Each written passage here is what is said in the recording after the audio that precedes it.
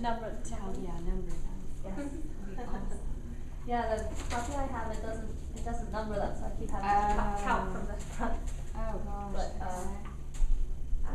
But where we left off was like dispelling darkness, a light of the torch dispelling the darkness, and this is the next verse below that one. So I think it is starting with the fourth. Yes. Okay. Welcome everyone. Steve, how are you feeling today? Except for your screen. It's not too bad enough. So, most of you have been here. You're new tonight, right? Are you in? No, I was here last week. Okay. My friend was just louder than Gotcha. Well, just forgive me. I'm so bad with names and faces. It's awful. So. Alright, so let's close the eyes to begin. Just get right into it since we've all heard a little bit of intro. So just take a couple of deep breaths. Let yourself come into the space.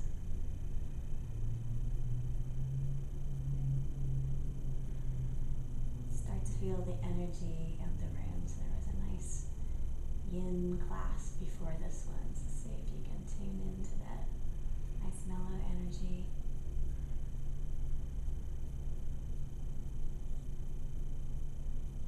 Let go of whatever preceded this moment in your day, in your week, in your life.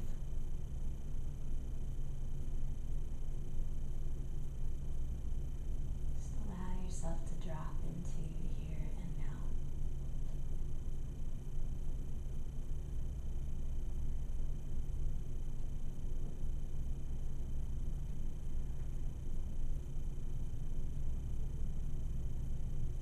Just take note of what's going on in your physical body. Notice if you're experiencing any pain anywhere, tightness, or if you're gripping a muscle.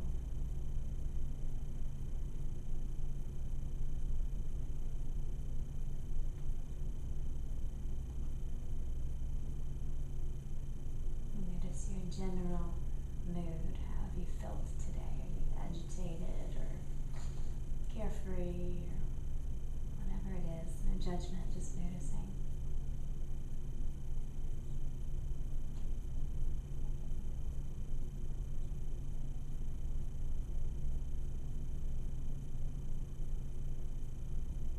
Notice the state of your mind. Is your mind spacious and clear, or is it cluttered with a million thoughts, or cycling around, recycling a thought, particular thought?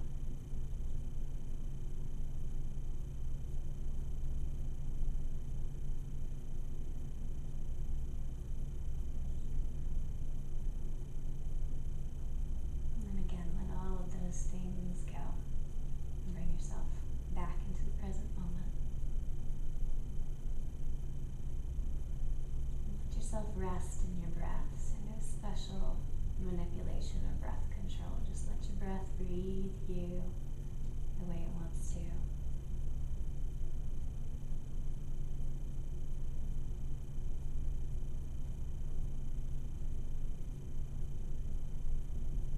And draw your attention to one point, maybe the point between your eyebrows, the tip of your nose, whatever you'd like. For the next few minutes, just allow the whole exercise to be about keeping the attention on that point. So if physical sensations arise, emotions, thoughts, sounds, whatever it is, treat them all the same way. They arise, you notice, you let them go, you come back to your point of focus. The whole time, just resting in the natural breath.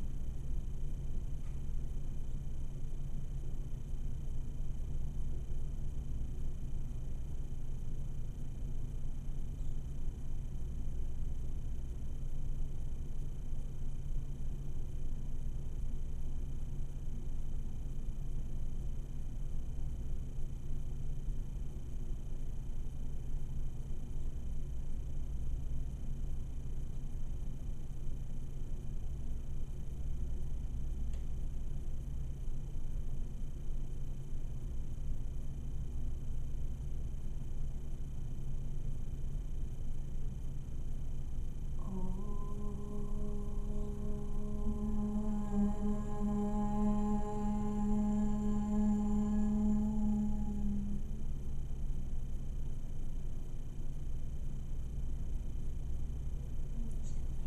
your attention back into just notice each time we practice just these few minutes of meditation before we get into the class, the book. Just notice from week to week if you feel any different, if you're able to keep your concentration better, if you feel more comfortable. And it doesn't matter if nothing changes, just keep noticing. So I forgot, this is your first time here, right?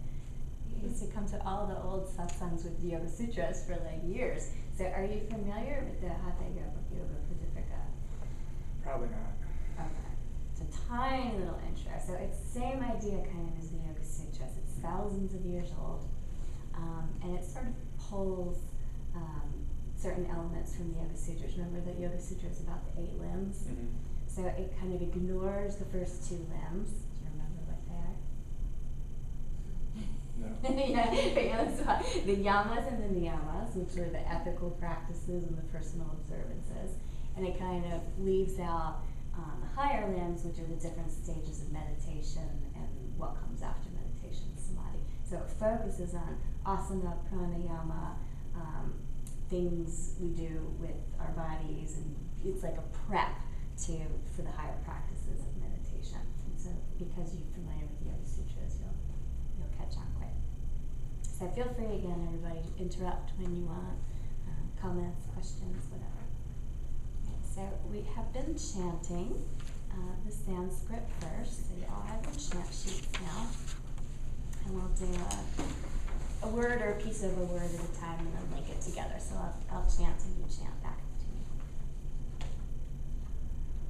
Hatha vidyam, Hatha vidyam, hi matsyendra, hi matsyendra, gorakshadya, gorakshadya, vijnanate, vidyanate, svatmara, svatmara, moatava, moatava, yogi janite, yogi janite, tat prasadata, tat prasadata, hatha vidyam hi matsyendra, hatha vidyam hi matsyendra, gorakshadya vijnanate, gorakshadya vidyanate, svatmaramo tava, svatmaramo tava, yogi janite, yogi janite, tat prasadatta, tat prasadatta, hatha vidyam hi matsyendra gorakshadya vijnanate, hatha vidyam hi matsyendra gorakshadya vijnanate, svatmaramo attava yogi janite tat prasadatta, svatmaramo attava yogi janite tat prasadatta, hatha vidyam hi matsyendra gorakshadya vijnanate, svatmaramo attava yogi janite tat prasadatta, hatha vidyam hi matsyendra gorakshadya vijnanate, svatmaramo attava yogi janite tat prasadatta. Once more together. Hatha vidyam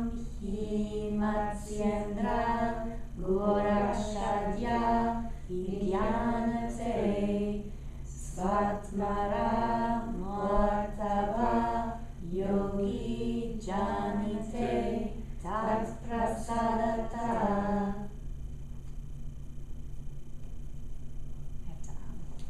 Om. Doesn't it say it was just not complete? It's like a period at the end. Alright. Matsyendra, Goraksha, etc. I love that, etc.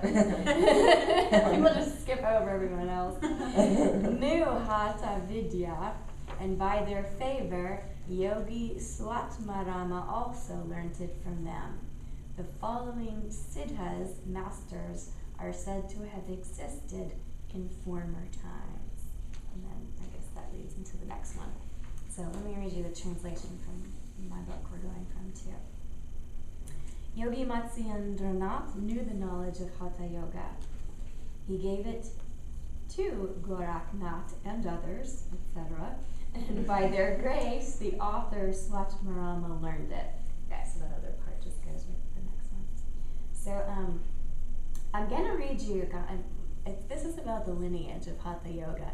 And I'm going to read it to you just because it's interesting and it's nice to connect with where this all comes from, even if we don't know all the names or who these people are, or who came first, or what century they were in. It's even just hearing their names and the story will give us some sort of connection to this very ancient tradition. In this and the next 4 verses, Yogi Swatmarama shows the lineage of the Siddhas of Hatha Yoga. So do you remember what Siddhis are? S-I-D-D-H-I? Masters. Did you say masters? Yeah. The Siddhas are masters. Remember the Siddhis, what were they? More like techniques like telekinesis and telepathy. Like the superpowers, yeah. The powers that come to you as an effect of these practices. So the Siddhas are masters of these practices. Goraknath, who was probably the guru or the teacher of Swatmarama, belonged to a very popular yoga sect called the Nath Panth. Nath is a general term meaning master. Members of the Nath sect are commonly called Kanpata yogis. Kanpata means split-eared and refers to the yogi's unique practice of having the cartilage of the ears pierced for the insertion of huge earrings. Wow. It's a new trend, huh? Yeah, thousands of years old. So it's interesting that this used to be a spiritual practice, so there must be something to why they wanted to split their earlobes. So they didn't do anything for nothing. So hopefully they'll explain what that's about later. It is believed that the Nath sect came into existence in the middle of the 7th century, when the influence of the Tantra Shastras was prevalent all over India, and yoga was associated with black magic and sorcery. So we talked about the Tantra Shastras in the first class. So this is Tantra yoga uses sexual practices, but they kind of got distorted during this time period, and people weren't using them for the purpose they were intended. So there was a lot of that, and then black magic. The Nath sect was established to save society from the heinous practices that were being carried out in the name of spirituality. There are many interesting stories about how the sect was originally formed. One common belief is that to prevent the decline of spirituality, Vishnu, who is a god, one of the Hindu trinity, and Mahesh, I don't know who that is, took the incarnations of Goraknath and Matsyendranath to propagate the message of yoga. So they took human form, right? So they became avatars, right? Walking divine beings in the form of these yogis that created this method. Although Adinath, who heads the lineage of Naths, may have been a yogi who preceded Matsyendranath, he is generally identified with Shiva, who is another part of the Hindu trinity. And with his name at the head of the list, this would indicate that the origins of the sect can be traced back to the greatest of yogis, Lord Shiva. So Shiva was the first yogi, the first yoga teacher. According to a story in the Puranas, an ancient text, Lord Shiva was instructing Parvati, who was his consort, into the secret sadhanas of yoga, the secret practices of yoga, while standing on the seashore. A large fish overheard all that was said, and from this fish, the all-knowing Matsyendranath was born. Hence his name is Matsya Indra, or Lord of the Fish. So there's actually an asana pose that you might be familiar with, Ardha Matsyendrasana, so a half-seated spinal twist, and it's when you're twisting around and looking over your shoulder, and the idea is that that's what the fish was doing when he was listening to that. He was eavesdropping on the teachings of Shiva to Parvati, listening over his shoulder. So that's what that pose is for. There are also many stories concerning the birth of Gorakhnath. It is said that when Matsyendranath was begging for food as a Parirajaka, don't know what that is, he met a woman who lamented to him her woe of not having a son. Matsyendranath gave her some Siddha Vibhuti, so some superpowers, and told her that if she ate it, she would obtain a son. So superpower food. The woman did not eat the substance, but cast it upon a pile of cow dung. Nice. 12 years later, when Matsyendranath was passing through the same village, he called her to see the child. The woman told the yogi what she had done, and he asked to be taken to the spot where she had thrown the vibhuti. He called the name Gorakhnath, and immediately a radiant 12-year-old lad emerged from the pile of cow dung. Gorakhnath became the dutiful disciple of Matsyendranath, and later became an expounder of Hatha Yoga and the founder of the Nath sect. He was an accomplished guru credited with the performance of many miracles. Members of the Nath sect were held in high esteem because of their severe penances, austere yogic lifestyle, and the accomplishment of many siddhis, or these superpowers. So it's interesting that they said that they don't practice the yamas and niyamas because tapas is austerities. It's one of those practices, so they do. I wonder if the cow dung is really actually, maybe that wasn't a defiant act because they actually, it's considered sacred. They don't use it to heat their homes. It's considered sterile. Mm-hmm. And so it may actually not have the connotations that it sounded like. I mean, maybe. It does have a completely different connotation in India than it does here. Yeah, it probably does. I don't know why she didn't eat it when he told her it would give her what she wanted, but maybe that was, I don't know why. The effect of the Nath yogis was felt right across the old world. Great Nath yogis journeyed through Persia, Afghanistan, and the entire Middle and Far East. Their influence was felt all over India and Nepal, and particularly around Gorakhpur and the Nepalese border. Even to this day, Nath yogis can still be found in India, although few have the same reputation as the original masters. So, there's your lineage. Any questions, comments? Do you know any of the names?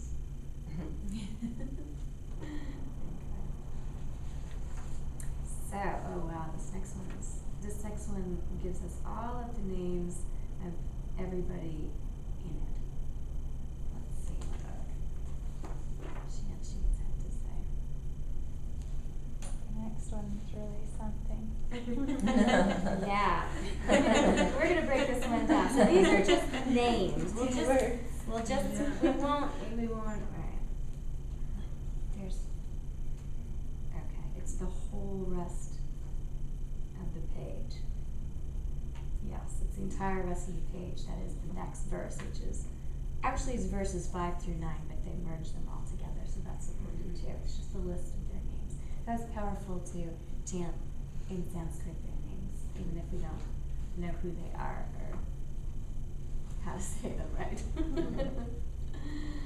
Okay. It will help if, instead of looking at the big long words, if you look at the translation underneath, it's easier to break it down that way. Shri Adanath, Shri Adanath, Matsyendra, Matsyendra, Shavarananda, Shavarananda, Bhairava, Bhairava, Chaurangi, Chaurangi, Minagorak, Minagorak, I mixed them. Yeah, they're not exactly the same. Shavirupak, Shavirupak, Shavileshaya, Shavileshaya, Mantano, Mantano, Bhairavo, Bhairavo, Yogi, Yogi, Siddhir, Siddhir, Buddhascha, Buddhascha, Kantadi, Kantadi, Koramataka, Koramataka, Surananda, Surananda, Siddha Parascha, Siddha Parascha, Charpati, Charpati, Kaneri, Kaneri, Pujyapa, Pujyapa, Dascha, Dascha, Nityanato, Nityanato, Nirangyana, Nirangyana, Kapali, Kapali, Binduna, Binduna, Tascha, Tascha, Kakachandi, Kakachandi, Shvaravaya, Shvaravaya, Alama, Alama, Prabhu, Prabhu, Devascha, Devascha, Goda, Goda, Cholicha, Cholicha, Tintini, Tintini, Banuki, Banuki, Naradevascha, Naradevascha, Kanda, Kanda, Kapalikastata, Kapalikastata, Ityadayo, Ityadayo, Mahasiddha, Mahasiddha, Hatha Yoga, Hatha Yoga, Prabhavata, Prabhavata, Kandayitva, Kandayitva, Kaladandam, Kaladandam, Brahmande, Brahmande, Vicharantite. Vicharantite. So let's just repeat, we'll just break down the last one again. Ityadayo Mahasiddha, Ityadayo Mahasiddha, Hatha Yoga Pravata, Hatha Yoga Pravata, Kandayitva, Kandavitya, Kaladandam Brahmande, Kaladandam Brahmande, Vicharantite, Vicharantite, Ityadayo Mahasiddha, Hatha Yoga Prabhavata, Ityadayo Mahasiddha, Hatha Yoga Prabhavata, Kandayitva Kaladanam Brahmande Vicharantite, Kandayitva Kaladandam Brahmande Vicharantite, Ityadayo Mahasiddha, Hatha Yoga Prabhavata, Kandayitva Kaladandam Brahmande Vicharantite, Ityadayo Mahasiddha, Hatha Yoga Prabhavata, Kandayitva Kaladandam Brahmande Vicharantite. Yadayo Mahasiddha Hatha Yoga Prabhavata Kandayitva Kaladandam Brahmande Vicharanti Te.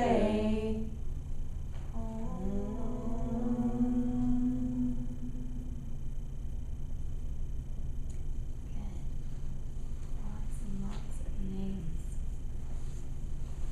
But if that's all of the Nath yogis, that's really not that many.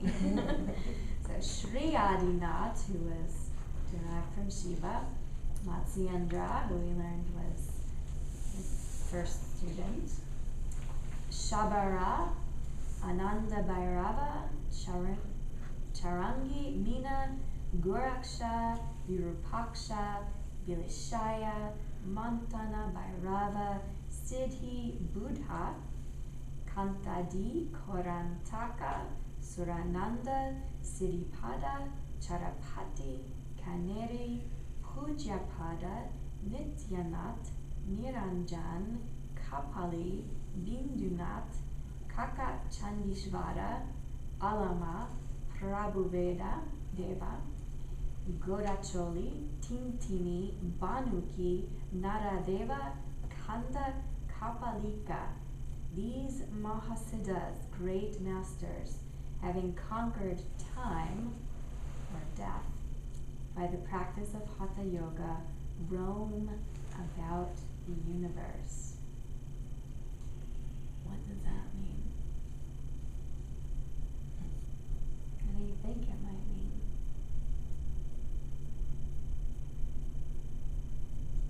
They let go of their physical body and they're just pure energy, pure consciousness. Yeah, their energy is still here. It's roaming about the universe. Just because we lose our bodies doesn't mean that the energy they contain dissipates. It's like physics energy. It can't be created or destroyed. It just changes form. It's very comforting. We're all, everyone is afraid of death. It's just a natural instinct, but the yoga practices teach us to face that fear first of all, and then to overcome it, and then maybe even to embrace it. Right? Imagine how free we would feel without confines of this physical separation from other things. Right? We practice this in everything, all the yoga practices, in chanting and meditation, in shavasana in particular, that corpse pose it's called.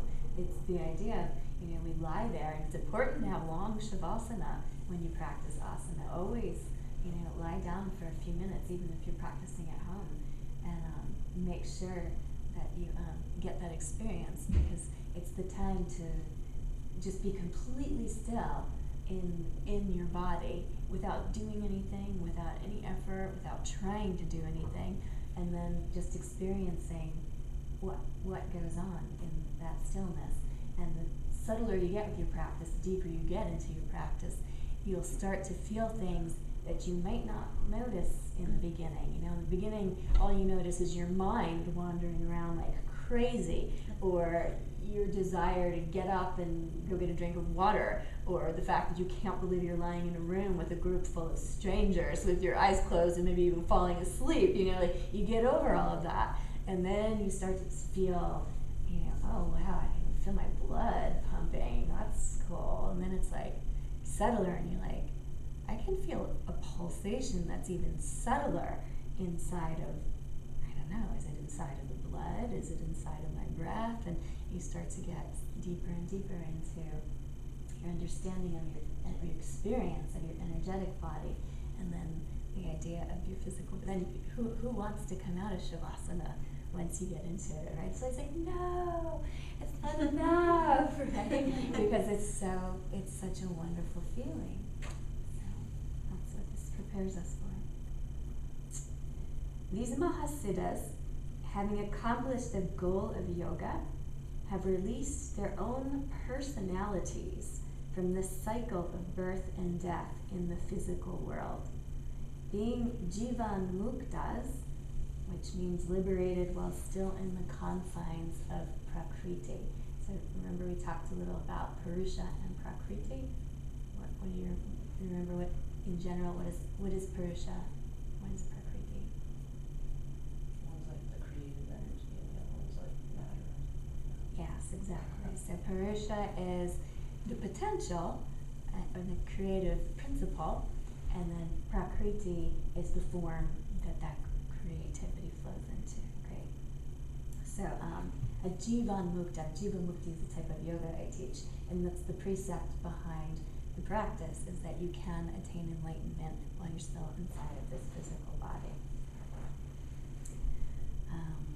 Being Jivan Mukta is liberated while still in the confines of Prakriti. Their will is sufficiently strong to enable them to do anything, anywhere, and at any time. This is one of the advantages of being beyond the confines of time and eventually space. Mahasiddhas are great beings who attained powers through the perfection of sadhana. So for all we know, they're sitting all in this room right now because we called them with studying them, right? They can go anywhere, anytime, backwards, forwards in time, can make themselves visible if they wanted to. Right? So this is what these superpowers and practices will lead us to. As far as cities go, so the superpowers, there are 8 major ones which a sadhaka, or practitioner, has to master before he's called a siddha. 1, anima, the ability to become as small as an atom.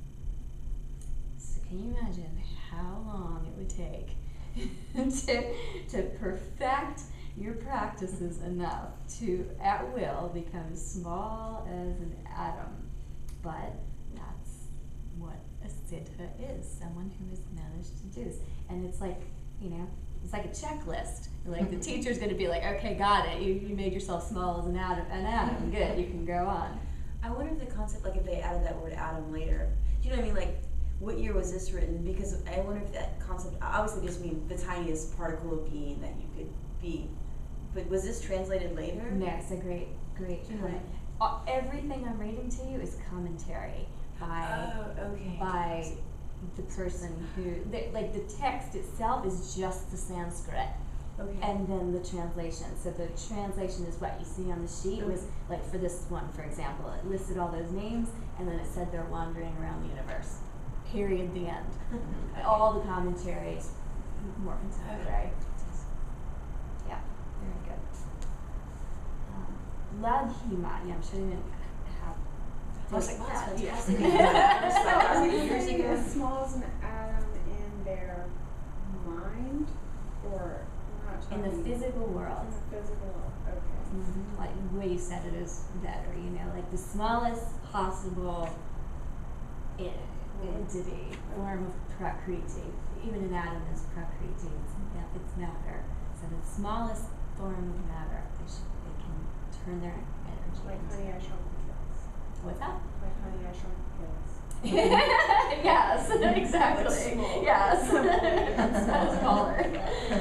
Laghima, the ability to become weightless.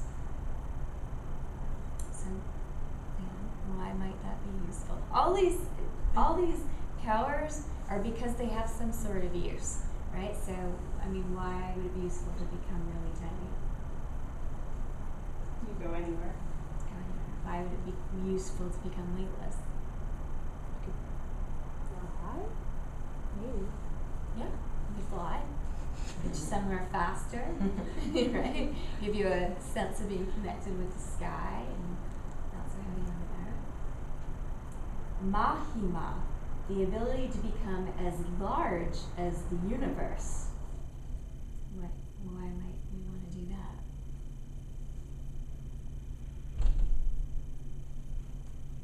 Maybe it's not as literal as that even though. Maybe it's just being everywhere all the time, almost omnipotent.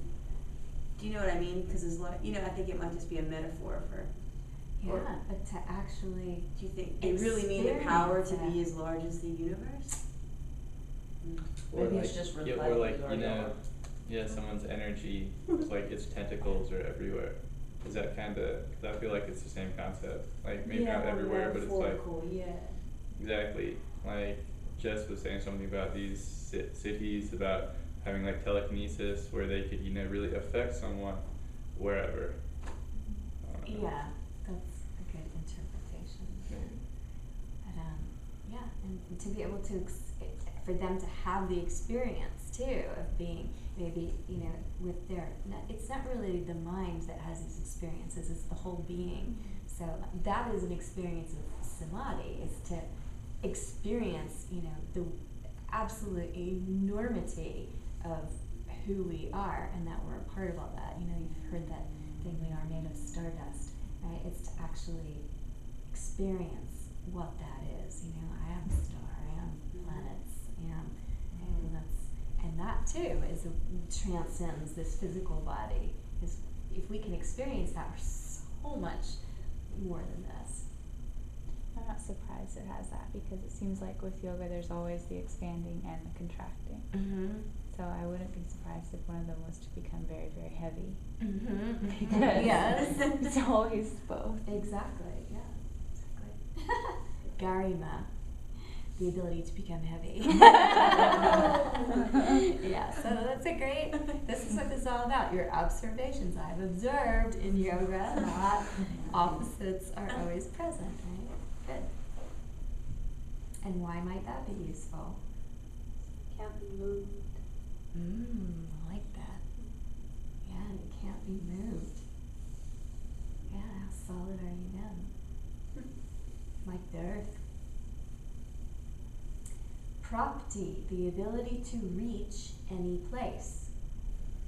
So, kind of related to tentacles, that was good. Maybe physically, maybe mentally, maybe emotionally, energetically. Prakamya, the ability to stay underwater and to maintain the body and youth. It's all one. As if they are connected somehow, you know? Well, maybe that's giving us a key, that staying underwater gives us strong bodies and youth, fountain of youth. And maybe it's like the uterus too, you know. Mm-hmm.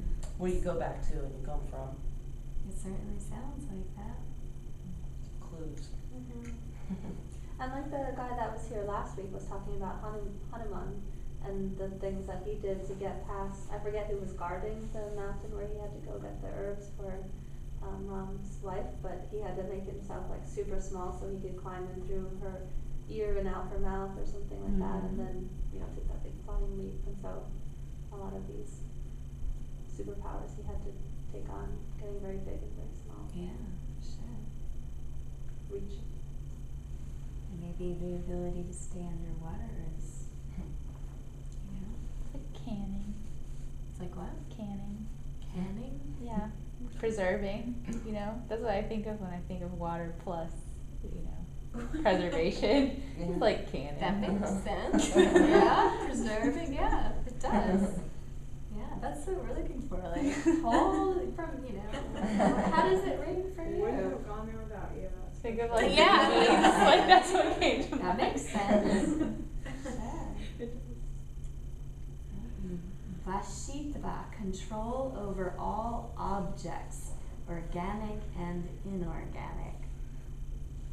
That could be useful. So again, you know, it said in the past that these cities are not things to be strived for, to be attained. They're byproducts of the practice. So we could, it's possible to get caught up in the cities.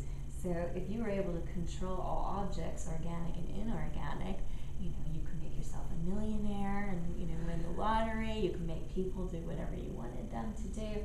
So if you got caught up in that, you would get totally sidetracked from the path, and it would like invert itself on you, and you would go way back down the scale and have to start, you know, all the way back at the beginning, because it can't be twisted for our own purposes or for negativity, for sure. It has to be used for spiritual purposes and for goodness.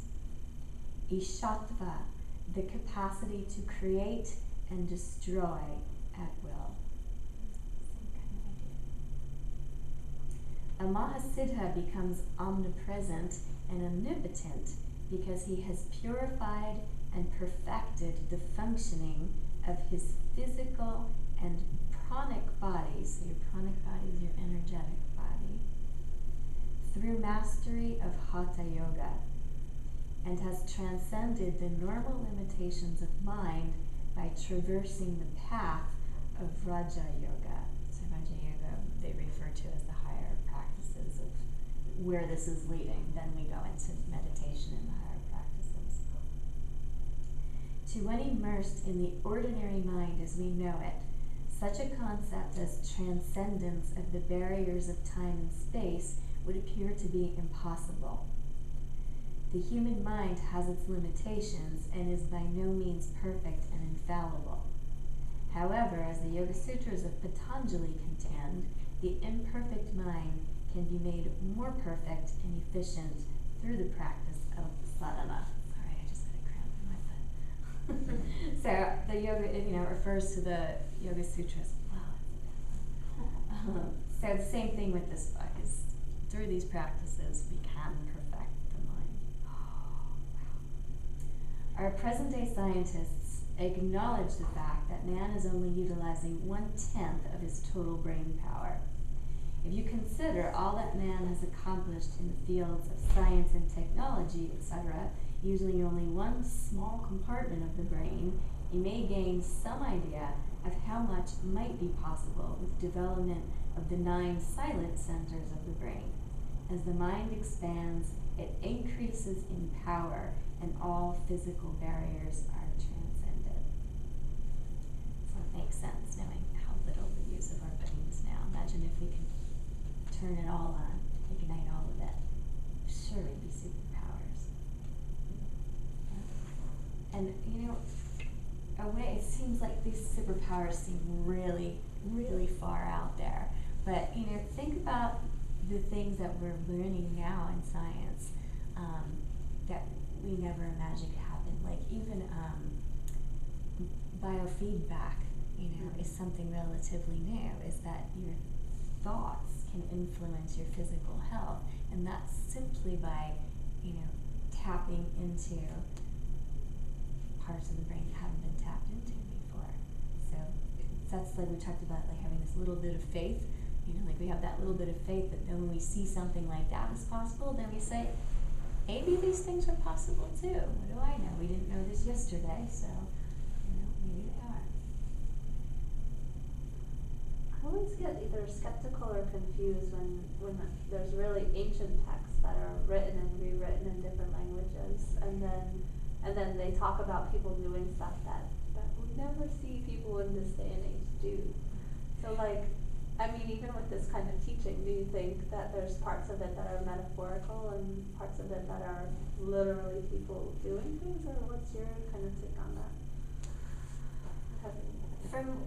From it's very, very hard to believe these things can happen, but from reading so many of these ancient texts and the stories, even of more contemporary masters, I'm sure you've read Autobiography of a Yogi, right? He talks about his own master, and he has some pretty wild things happen to him. For example, he is in 2 places at one time, somewhere in that book. But in his mind? No, or physically, physically, he was seen in 2 different places at the same time.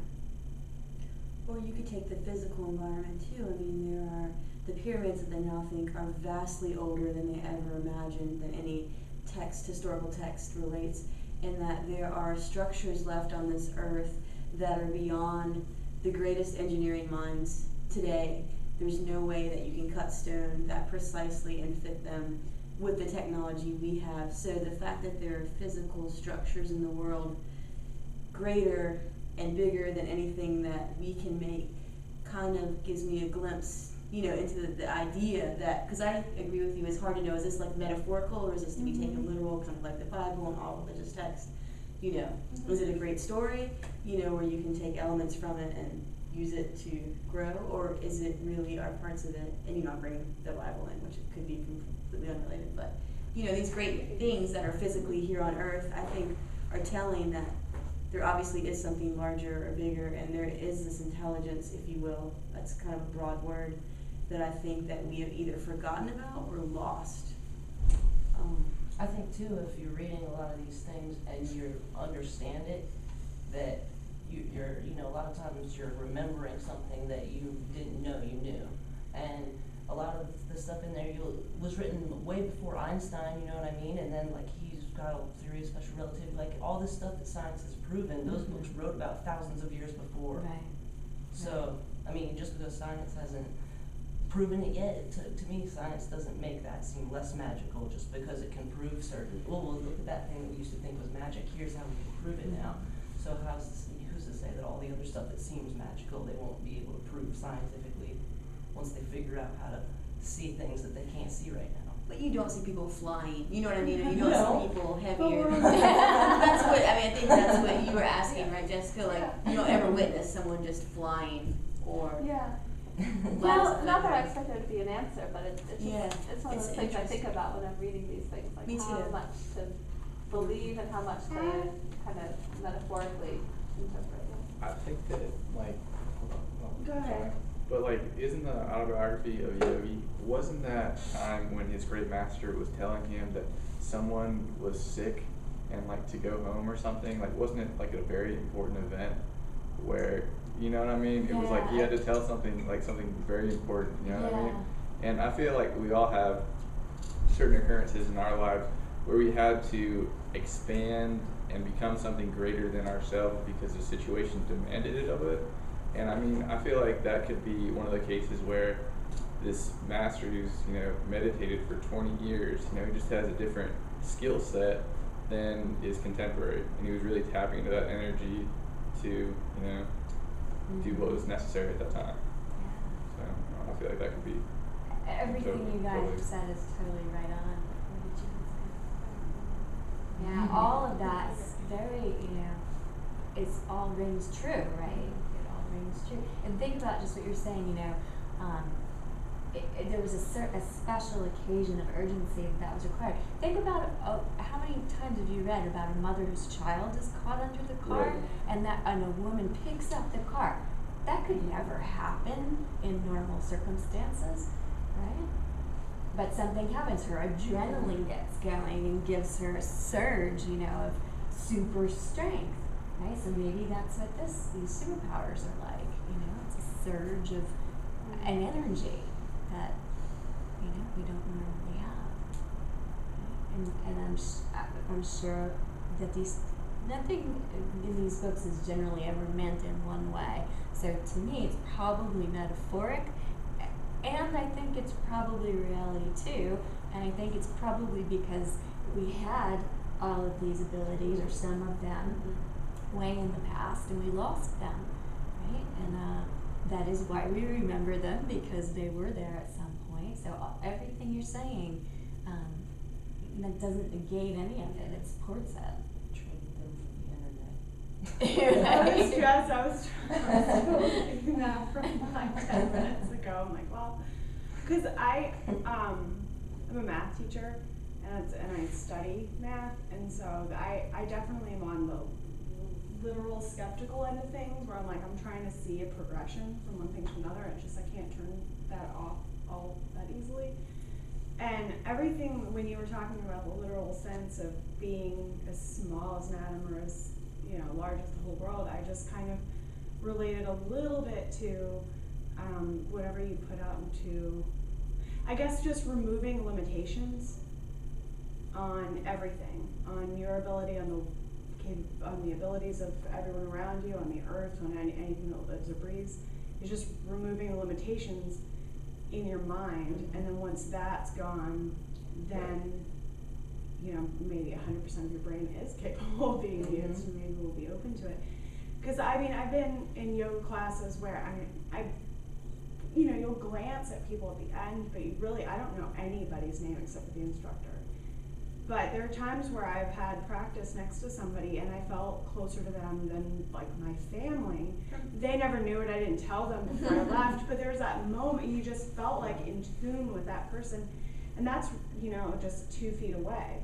But then that could be far reaching throughout the class and then throughout the world if you reach those levels. But I kind of feel like it's a level of consciousness, not necessarily like flying.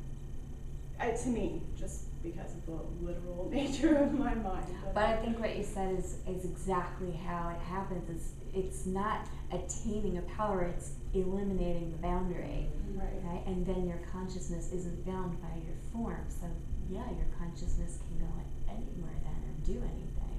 The potential for all of that is always there. You just have to be able to tap into it or become aware of it or remove whatever obstacle is between you and it. Mm-hmm. That's what the whole yoga, all these texts keep referring to. It's not about learning or gaining anything. It's about shedding stuff, ideas, you know, physical impediments, emotional hang-ups. All it's about getting rid of it. I think you said something in one of the beginning. It was about them shedding their personalities, and then they could be able to, you know, be free and have their energy everywhere all the time. And also, you know, like when you were reading about something, I mean, I get all my arm hair stands up. I mean, that's real.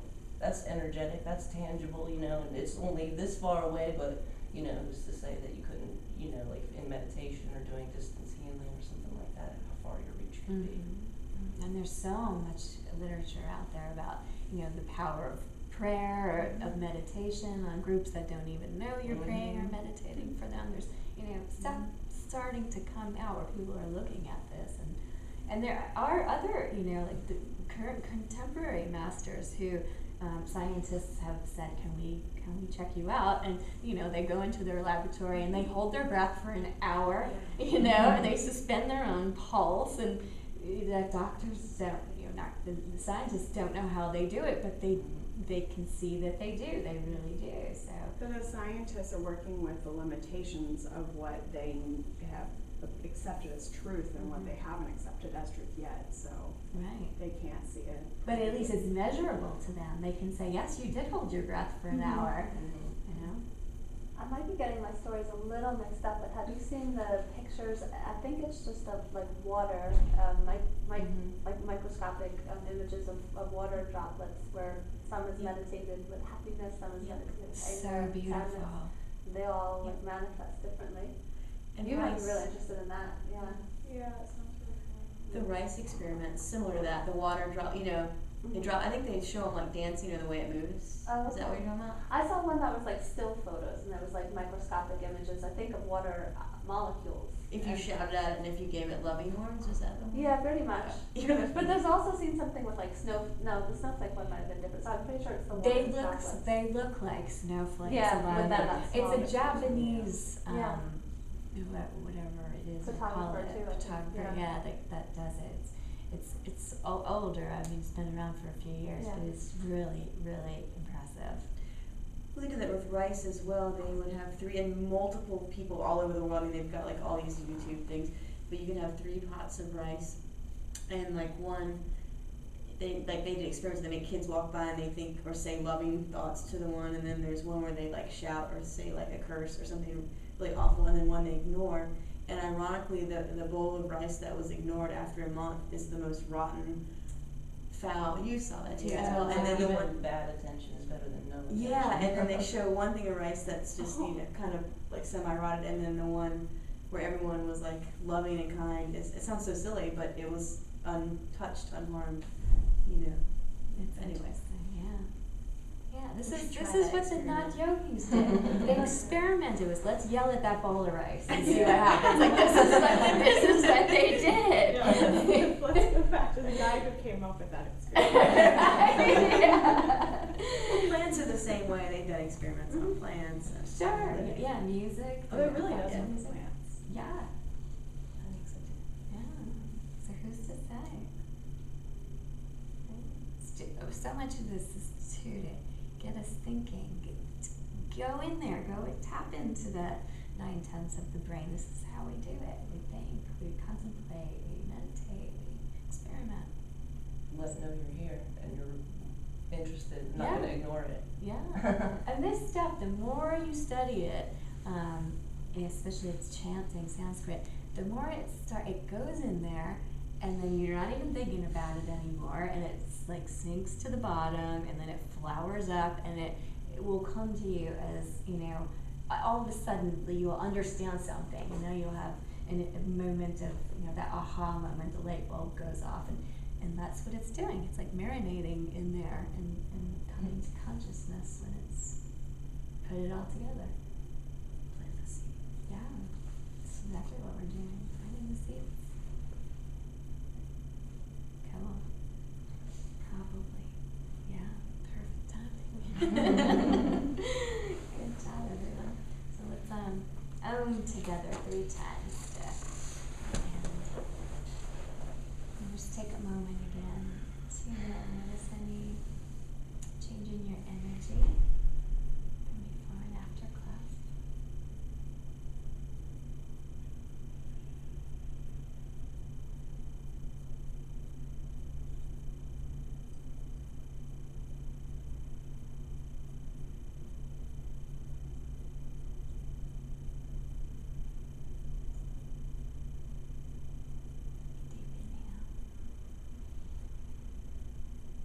We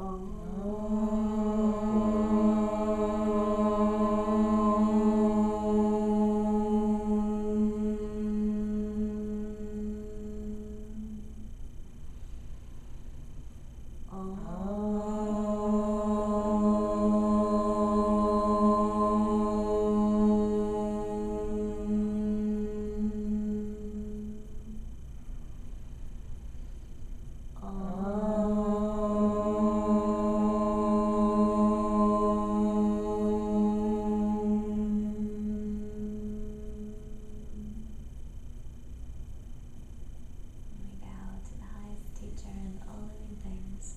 Om Guru Satguru Bhagavan